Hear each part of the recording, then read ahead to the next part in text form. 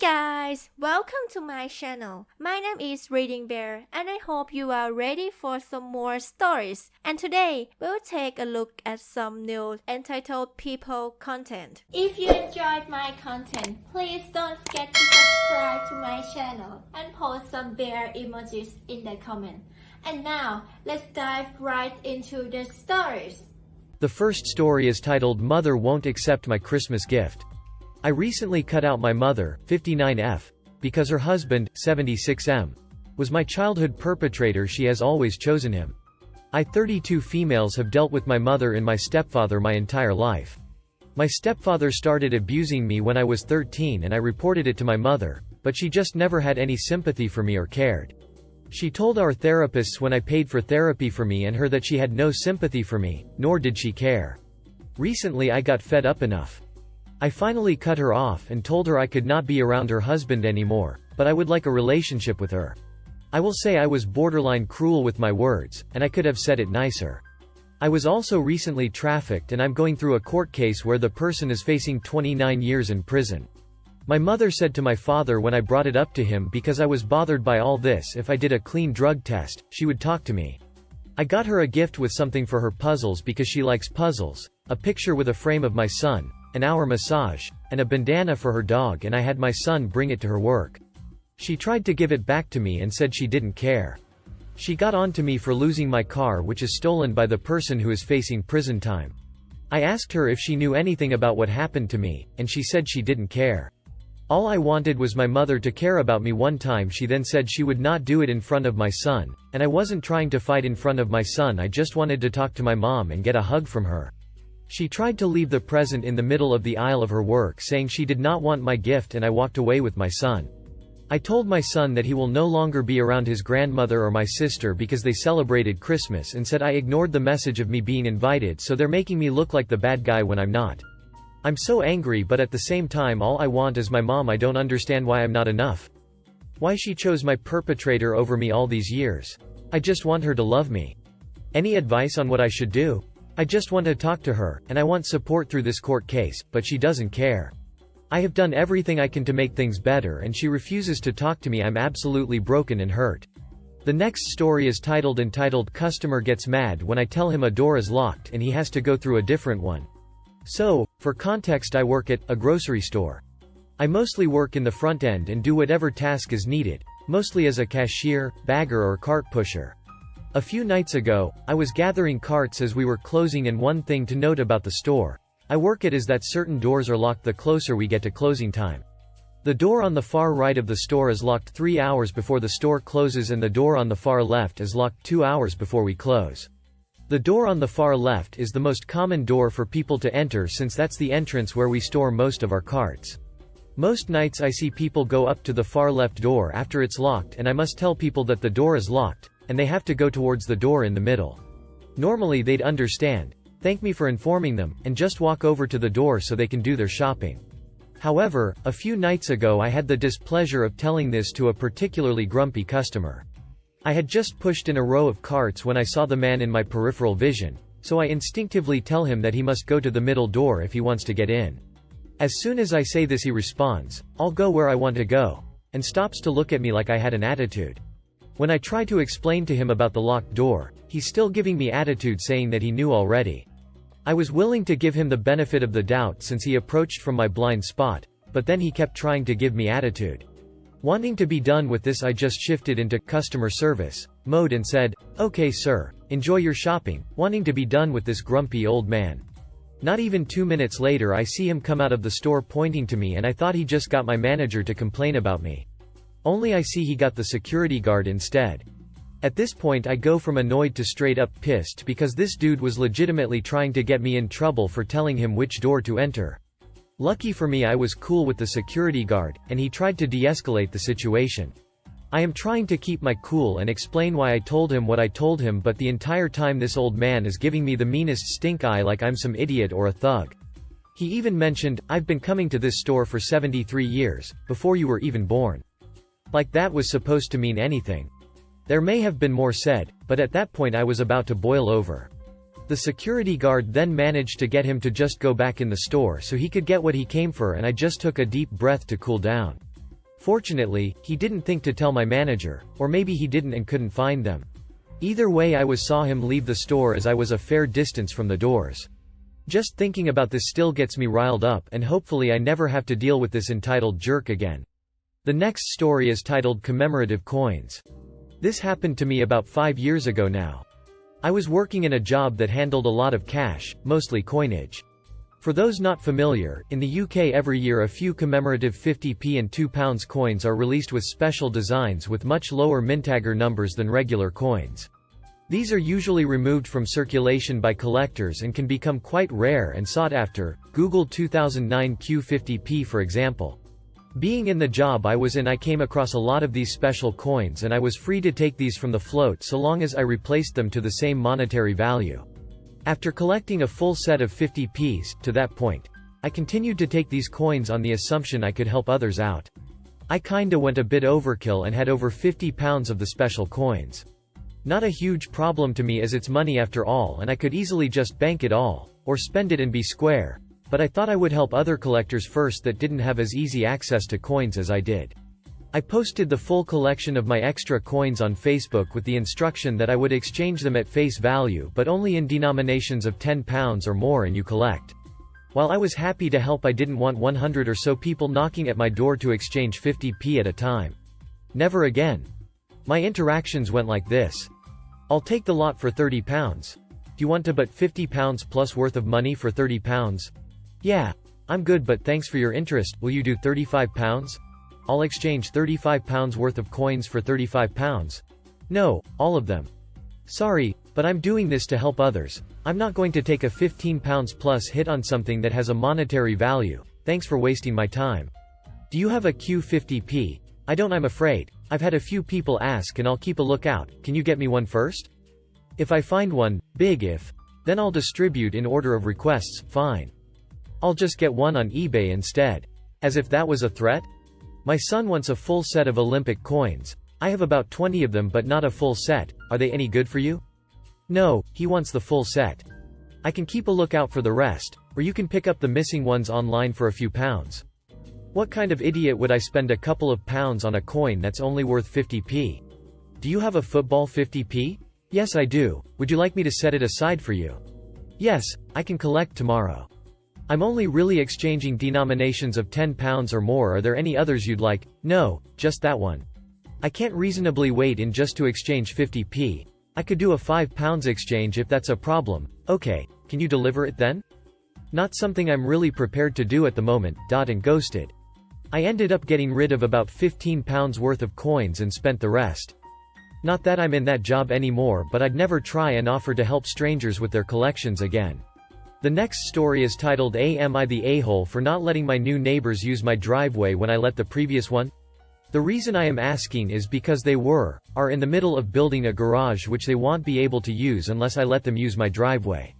Not sure if it is relevant, but I am 29. The new neighbors are probably in their early 30s and my previous neighbor was 78.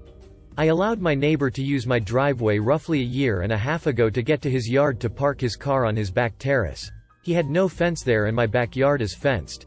After he asked me, he told me he was having trouble finding a parking spot on our busy street and he was no longer able to walk bigger distances.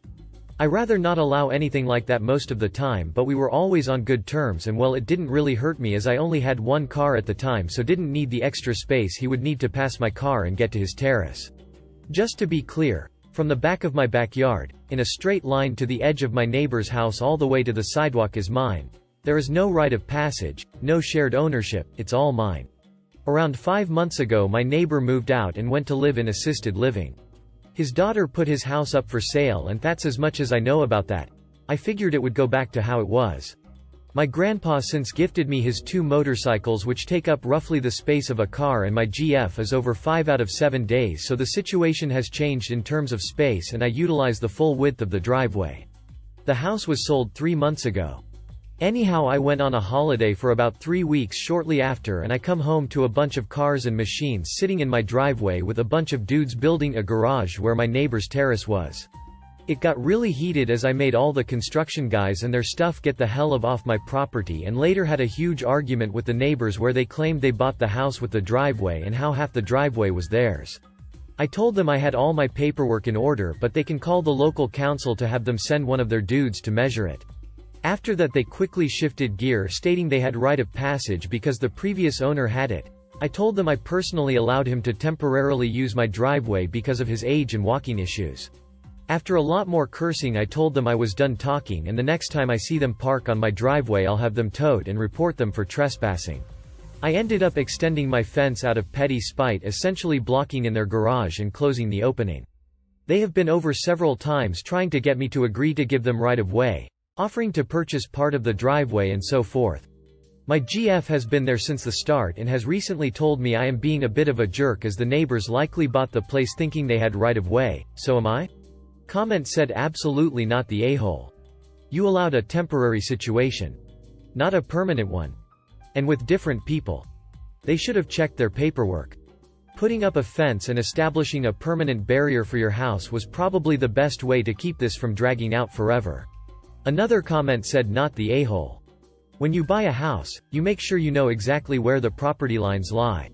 Their line about, well, you let the old guy do it, tells me that they did check the property lines and they know exactly where they are. They were just relying on your good nature. The next story is titled Fired from Job, gave all company shirts to homeless people in neighborhood. I worked for a company in Austin, Texas for over a decade, and in that time had amassed over 30 company shirts. I had a pile of polo-type shirts and button-ups. The company was a high-end specialist retail and corporate sales place that had nice bathrooms. After the company was sold to a genuine prick, he decided to fire a good quantity of about 100 employees including me. Anyone who knows Austin, knows the huge number of homeless people living under highways.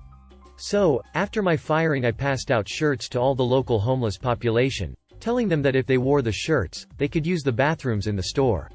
Edit. This all happened 2 years ago, but the wife says she hasn't even more shirts put away. Might need a quick post-holiday trip into town to drop off a few. Just to keep the revenge up, I'll put a Merry Xmas from boss name note with them. The next story is titled My Sweet Petty Revenge as a Dog Walker. I have a client who has 2 dogs. The owner is an older gentleman that's a real jerk-off. Always complaining about how women are stupid, beneath him, etc. Always complaining about life, poor him, etc. Times each walk I take the dogs, always complains about paying me, crosses personal boundaries and makes comments about my body, being young, etc. I've honestly had it. So, one of his dogs loves eating poop. Big time. I do my best to make sure the dog never eats a hot pile of poop because I know the owner French kisses his dog most of time when we get back from a walk. Anyways, I had enough and finally let the dog eat a huge pile of crap before going home to Daddy. Daddy, as always, have her big, nasty kisses and was damn funny. Happy holidays y'all. The next story is titled Guest Wants a Refund because he can't access his personal sites on our Wi-Fi. I'm about an hour into my shift when I get a call from a room. The guest asks me if our Wi-Fi is working and I say yes, and after a pause he hangs up without saying anything. A few minutes later a man comes to the FD with a laptop, so I figure it's the guy who called earlier. He asks me if I'm sure the Wi-Fi is working and I say it is. In fact, I'm using it at the moment. He asks me if I can check his laptop to make sure. I'm hesitant to do that because I'm not tech support and we do have a technical support number for guests to call. I hand him the number and he asks me to just check his laptop to make sure he's connected. I look at the screen and it's on his bookmarks and it's a lot of porn sites from what I can tell by briefly skimming it. I ask if he pressed agree on our Wi-Fi connection page and he said, "What?" So I showed him how to do that and he's connected. He said okay and returned to his room. A few minutes later he called back and asked me why the Wi-Fi still isn't working. I asked him to load our website and it connects just fine, and he said he's having trouble loading his personal sites. I take that to mean porn and our Wi-Fi won't load porn, but I don't say that. Sometimes people ask me candidly why they can't connect to porn and I just give a generic answer like our Wi-Fi filters out certain sites for security reasons and they can call technical support for more info if they wish. This guy, however, was being rather cagey about it and probably wasn't aware I saw his bookmarks, and I'm not about to step on that landmine, so I again referred him to our technical support number. He asks why I can't help him and I ask him if he can load our website and he can, and I tell him if he can load that page he is in fact connected. He came back down a few minutes later and claimed he called technical support and they referred him back to me without helping him. That's not true because they'll call us if it's a hardware issue on our end and it isn't, he just can't load his porn over our network. He then demanded a refund which I refused because our Wi-Fi is demonstrably working and he has been in the room for hours. He asked what I could do for him since he probably won't get any sleep tonight and will probably have to sleep in his car because apparently all his money is tied up in our hotel. I tell him I'll let our managers know about his issue, but for the reason cited I cannot give him a refund. He looked at me for a moment and said, "We'll see," then left. A little ominous but not exactly a threat either, but something I will definitely write in our logbook. The next story is titled Naked Lady Won't Leave. We had a guest staying with what he said was his wife. It wasn't, in a room for a few days.